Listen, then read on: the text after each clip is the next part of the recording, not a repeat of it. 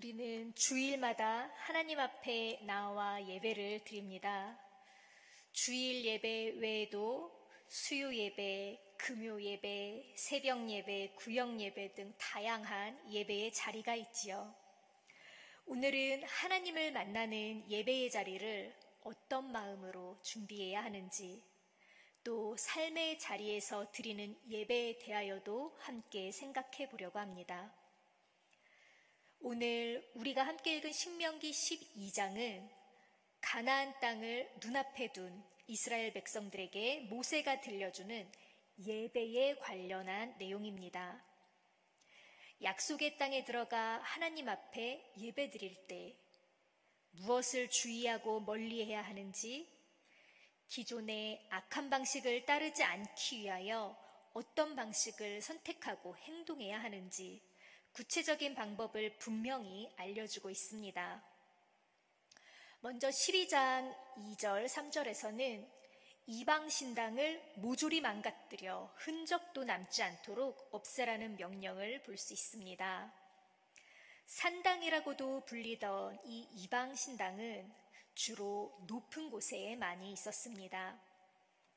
또 우리나라 성황당에 당산나무라는 이름으로 느티나무나 팽나무, 소나무 아래에 제의의식을 치르는 상을 차려놓듯이 울창하고 푸른 상록수 나무 아래에 차려지기도 했는데, 하나님은 그 어떤 곳에 세워진 신당이라 하더라도 모조리 망가뜨려 없애라고 하셨습니다. 가나안의 대표적인 바알 신당은 제단과 기둥, 또 아세라 목상 등 다양한 형태의 우상이 함께 세워졌습니다. 그 중에 바알은 하늘의 권세를 상징하는 폭풍의 신으로 그의 신상은 단단한 돌로 만들어졌고, 남성의 성적 힘을 상징하는 남성 성기 모양의 돌기둥들도 함께 세워졌습니다. 반면에 바알의 아내라 불리는 아세라는 풍요와 다산의 여신입니다. 생명력과 만물의 생장을 상징하는 나무를 소재로 목상을 만들었어요. 살아있는 나무나 따로 베어온 나무 기둥에 여신의 모습을 조각해서 세워놓았습니다.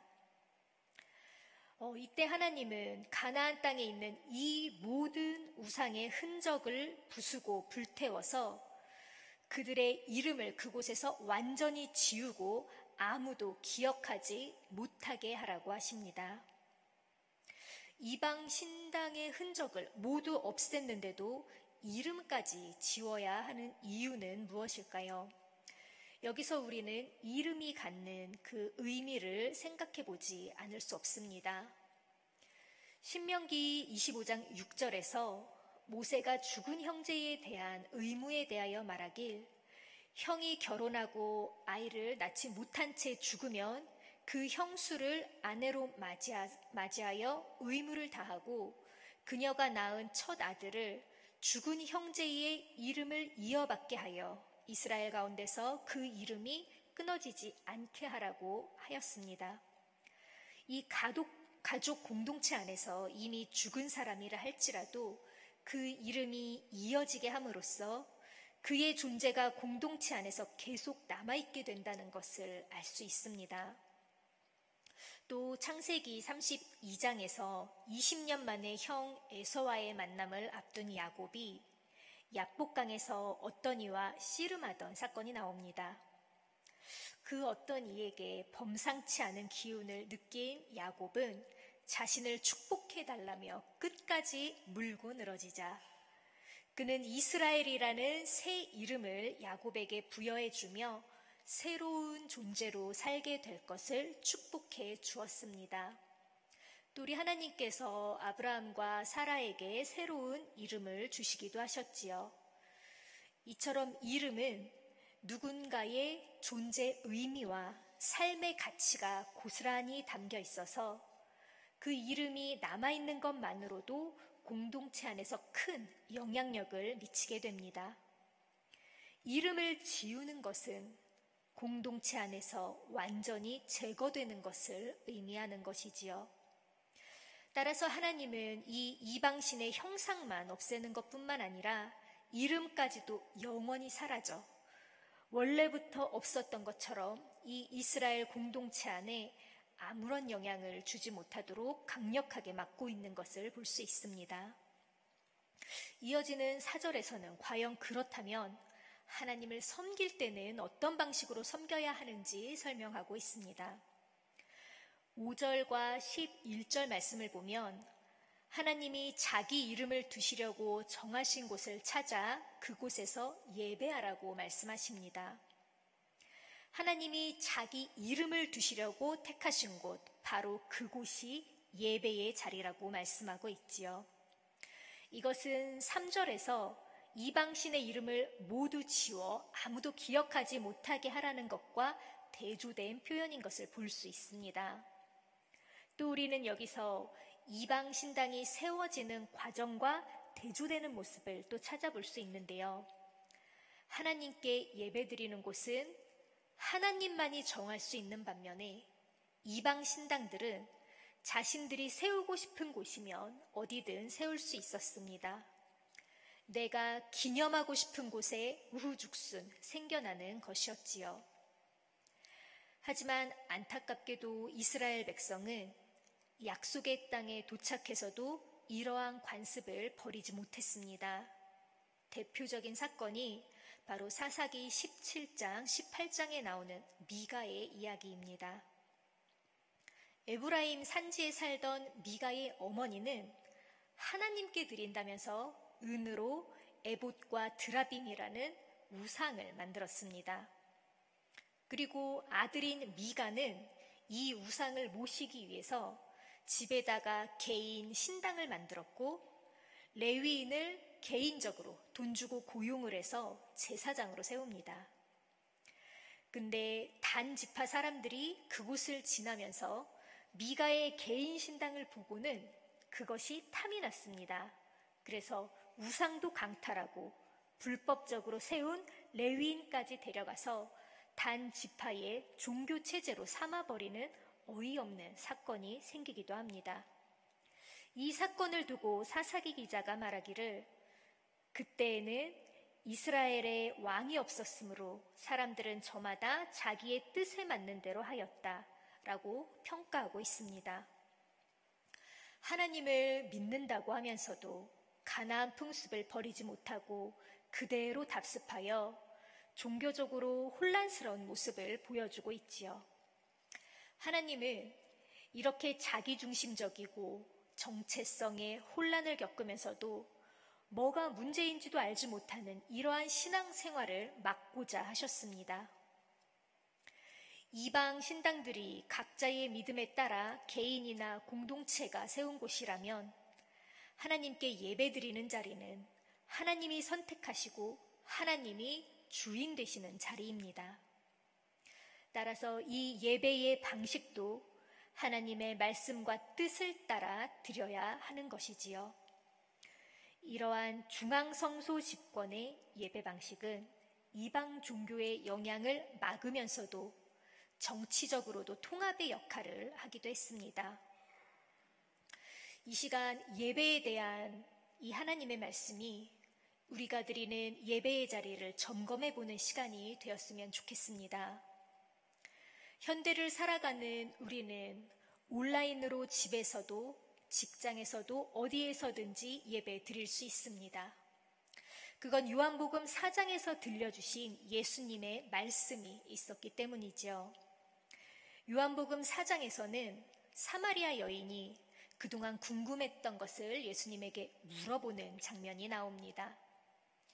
사마리아 사람들은 예루살렘 성전이 아니라 그리심산이라는 산에서 예배를 드리는데 이스라엘 사람들은 예루살렘 성전에서 예배드리는 것이 맞다고 하니 대체 무엇이 맞는지 궁금해했지요. 여기서 사람들이 그리심산에서 예배드리는 것이 조금 생소할 수 있는데요. 이 사마리아와 가까운 그리심산에도 예배드리는 성전이 있었습니다. 이 성전은 사마리아 성전 혹은 세겜 성전이라고도 불리는데 이 세워진 연대는 정확한 기록이 없어서 알 수 없지만 기원전 10세기에 이스라엘이 남북으로 분열된 뒤 한 몇백 년이 지난 다음에 기원전 5세기경에 세워진 것으로 추정하고 있습니다. 이 그리심산에 세워진 성전에 대하여 북이스라엘 사람들은 이곳이 진정한 성소라고 주장했습니다. 왜냐하면 이곳은 아브라함이 하나님 말씀에 따라 길을 떠났다가 세겜에 도착해서 처음으로 번제를 드린 곳이었기 때문입니다. 또 지난 시간에 배웠던 신명기 11장 29절에 보면 모세가 그리심산에서 축복을 전하라는 말씀도 나와 있습니다. 그래서 사마리아 사람들은 모세의 율법을 기반으로 아브라함이 처음으로 예배드렸던 그리심산에서 예배드리는 것이 옳다고 여겼습니다. 반면에 이 남유다 중심의 사람들은 솔로몬이 지은 예루살렘 성전에 정통성을 두고 예배를 드렸습니다. 특히 종교개혁을 단행했던 요시야 왕은 중앙 성소화를 강조하면서 예루살렘에서 드리는 예배만이 옳다고 주장했기 때문에 사마리아 여인은 과연 무엇이 옳은 것인지 예수님에게 질문했던 것이죠. 이에 예수님은 질문에 이렇게 대답하십니다.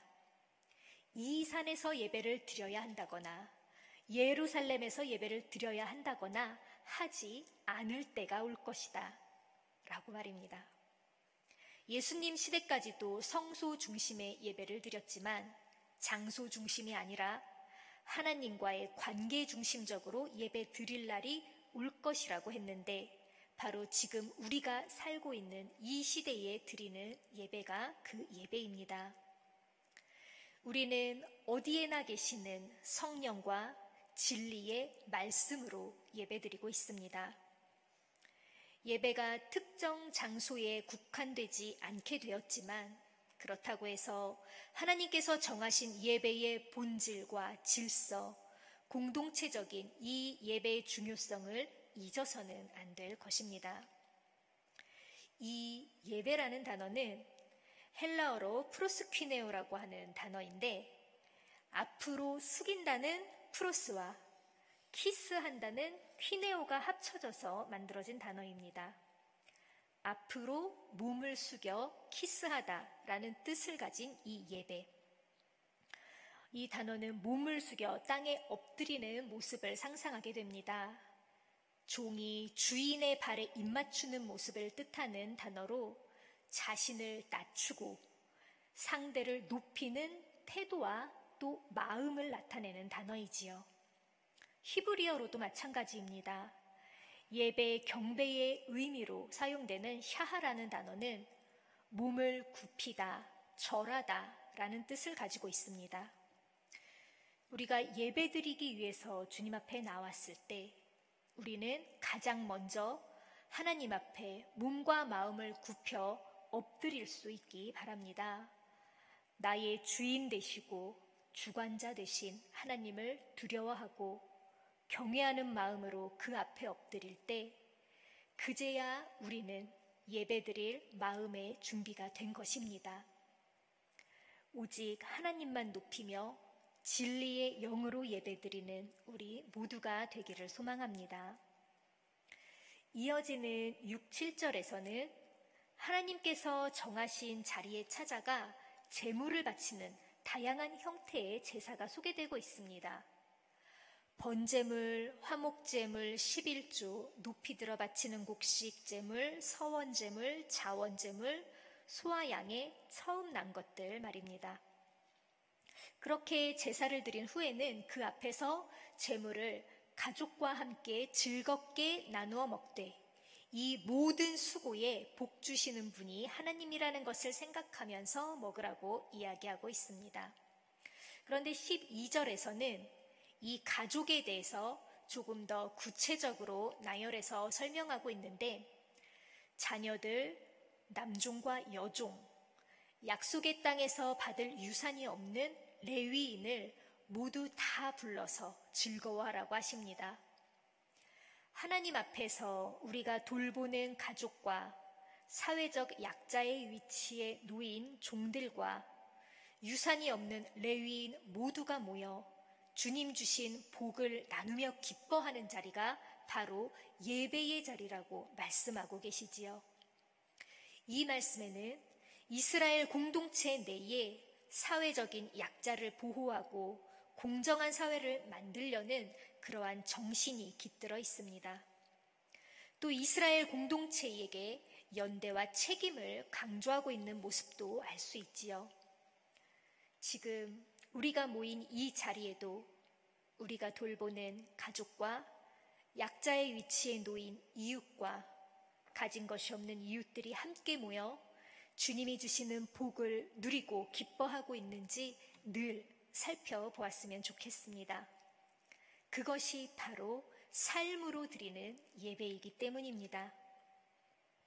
우리가 이렇게 성령과 진리의 말씀으로 예배드리고 또 삶 속에서 이웃과 더불어 예배드릴 때 복 주시는 하나님. 여기서 복이라는 단어는 히브리어로 바라크라고 합니다. 예전에 미국 대통령 버락 오바마의 이 버락이 바로 바라크에서 나온 단어지요. 아랍어로도 같은 어근을 사용해서 이슬람권에서는 흔한 이름이라고 합니다. 이 단어는 하나님이 사람에게 복을 내려주시거나 제사장이 백성들에게 복을 선포할 때 사용하는 단어입니다. 방향으로 생각해보면 위에서 아래로 내려오는 복이지요. 그런데 이 단어가 가지고 있는 또 다른 의미는 무릎을 꿇다라는 뜻이 있습니다. 무언가 비슷한 이미지가 그려지지 않으시는지요? 위에서 아래로 내려오는 복. 그래서 낮은 자세로 무릎을 꿇는 자가 받을 수 있는 복. 다시 말해 무엇을 받는지가 중요한 게 아니라 어떤 자세로 있는지가 중요한 것이 바로 이스라엘 복의 의미입니다. 반면에 한자로 복자는 제사나 잔치의 제단에 올려놓은 풍성한 음식과 술을 형상화한 글자이고 또 영어로 축복을 뜻하는 블레스는 블러드라는 어원으로 하여 이 피를 뿌려 악귀를 쫓아내는 데 관련이 있다라는 견해도 있습니다. 관점에 따라 다를 수는 있지만 이 두 단어 모두 이교적인 신앙을 배경으로 하는 복에 대해서 설명하고 있다는 것을 알 수 있지요. 따라서 우리는 겸손히 하나님 앞에 무릎을 꿇을 때 하나님이 아래로 내려주시는 먹을 것과 재물을 비롯해서 모든 것이 우리가 받는 모든 것이 복이므로 이 모든 복을 주신 분이 하나님이라는 것을 늘 기억하며 예배 드릴 수 있기 원합니다. 이제 15절부터는 하나님이 베풀어 주신 복에 따라 짐승을 잡는 규례와 피를 먹지 말라는 규례를 통해 생명의 주관자를 강조하는 말씀을 전하고 있습니다. 그런데 정해진 곳에서만 예배하라는 규정과 맥을 같이 하지 않고 정한 사람이든 부정을 탄 사람이든 성안 어디에서든지 짐승을 잡아먹을 수 있다고 말씀하셨습니다. 전에는 하나님께 제물을 드리는 곳에서만 짐승을 잡을 수 있고 그 짐승을 먹을 수 있었는데 말이죠. 그래서 이 15절 말씀은 사실 20절, 21절 말씀이 적용된 상황이라고 보시면 될 것 같습니다. 20절, 21절에서는 하나님이 약속하신 대로 땅의 경계를 넓혀주신 뒤에 지금 살고 있는 이 땅보다 훨씬 더 넓어진 뒤에 하나님의 이름을 두려고 택하신 곳과 먼 곳에 사는 사람들에게 마음이 내키는 대로 성 안에서 먹도록 규정의 범위가 확대된 것을 볼 수 있습니다. 이때 먹을 수 있는 동물은 제물로 쓰이는 소나 양, 염소뿐만 아니라 제물로 드릴 수 없는 노루나 사슴 같은 짐승도 모두 포함하고 있습니다. 물론 하나님이 금기시키신 부정한 동물은 제외하고 말이죠. 다만 짐승을 먹을 때 피는 먹지 말고 물처럼 땅에 쏟아버려야 했습니다. 레위기 17장 11절 말씀과 같이 생물의 생명이 피 속에 있다고 믿었기 때문입니다. 이러한 사상은 이스라엘뿐만 아니라 당시 고대 근동지방에 이 피의 생명의 근원이 존재한다고 생각해서 신과의 교감이나 죽은 자와의 소통 혹은 죽음을 피하려는 의식을 할 때 이 피를 먹거나 바치는 행위가 있었습니다. 따라서 모세는 이 모든 생명의 주권이 하나님께 있다는 것을 강조하며 피를 먹는 행위를 금하라고 대언하고 있습니다. 하지만 사무엘상 14장 32절에 이스라엘 군사들이 블레셋과의 전투에서 약탈한 짐승들을 잡아 핏째 고기로 먹었다는 기록이 있는 것을 보면 이 규례도 잘 지켜졌다고 보기는 어려울 것 같습니다. 또 27절에서는 하나님께 드리는 고기와 피에 대해 다시 한번 설명하고 있는데 뭔가 명확하지 않은 구석이 있습니다. 당신들이 번제를 드릴 때는 고기와 피를 주 당신들의 하나님의 제단에 드리십시오. 그리고 당신들이 바친 제물의 피는 주 당신들의 하나님의 제단 곁에 붓고 고기는 당신들이 먹도록 하십시오. 처음에는 제물의 피가 있는 채로 제단에 드렸다가 이후에 피를 버리고 고기를 먹으라는 뜻인가 헷갈릴 수 있는 구절입니다. 그런데 이 같은 구절에 대해서 공동 번역에서는 다음과 같이 번역을 하고 있습니다. 번제를 드릴 때는 너희 하나님 야훼의 제단에 고기와 함께 피도 바쳐야 한다. 다른 제물을 바칠 때는 너희 하나님 야훼의 제단에 피만 붓고 고기는 너희가 먹어라. 번제를 드릴 때는 고기와 피를 모두 태우고 그 외에 다른 제사를 드릴 때는 피만 부어버린 다음에 고기는 먹으라는 두 가지의 경우로 나누어서 정리를 한 것입니다. 레위기 1장에서 설명하고 있는 것처럼 번제는 아무도 제물을 먹지 못합니다. 온전히 태워서 그 연기를 하나님께 드리는 제사입니다. 반면에 속죄제나 속건제는 일부 고기를 제사장들이 먹을 수 있고 또 27절에 나오는 것처럼 피를 부어버린 다음에 제물로 드린 고기를 모두가 나누어 먹을 수 있는 제사는 화목제입니다. 그래서 27절은 번제를 드릴 때와 화목제를 드릴 때 고기를 어떻게 해야 하는지 설명하는 것으로 이해가 됩니다. 이렇게 하나님의 규례를 따르며 선과 의를 행할 때 이스라엘 백성뿐만 아니라 자손까지도 영원토록 복을 받을 것이라고 전하고 있습니다. 제가 대학원에 다닐 때 찬양율동 강사로 경기도 지역의 한 시찰에 가서 강의를 한 적이 있었습니다. 거기 시찰에 계신 한 목사님께서 이 강의를 시작하기 전에 저를 놓고 기도를 해주셨는데 아직 결혼도 하지 않은 저에게 저의 자녀와 후손을 위해서까지 간절히 기도해 주시고 축복해 주신 적이 있었습니다. 태어나서 여지껏 한 번도 받아본 적이 없는 내용의 기도라서 매우 당황스럽기 그지없었습니다. 하지만 아직 결혼도 하지 않아 자녀가 있을지 없을지 알지도 못하는 그때 언젠가 생길 내 자녀를 위해 내가 알지 못하는 미래까지도 주님께 맡겨드리며 축복을 빌어주신 것 같아서 깊은 감동이 있었던 기억이 떠오릅니다.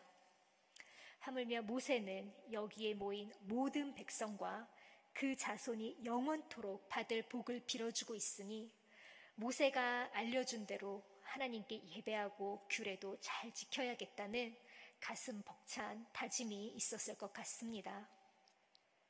모세는 이어서 12장 초반에 강조했었던 가나안 우상 숭배에 대한 경고를 다시 한번 언급하고 있습니다. 이스라엘 사람들이 혹시라도 가나안 민족들은 신들을 어떻게 섬겼을까? 나도 한번 그렇게 해볼까? 라는 호기심조차 갖지 말고 하나님의 방식을 따르라고 하십니다.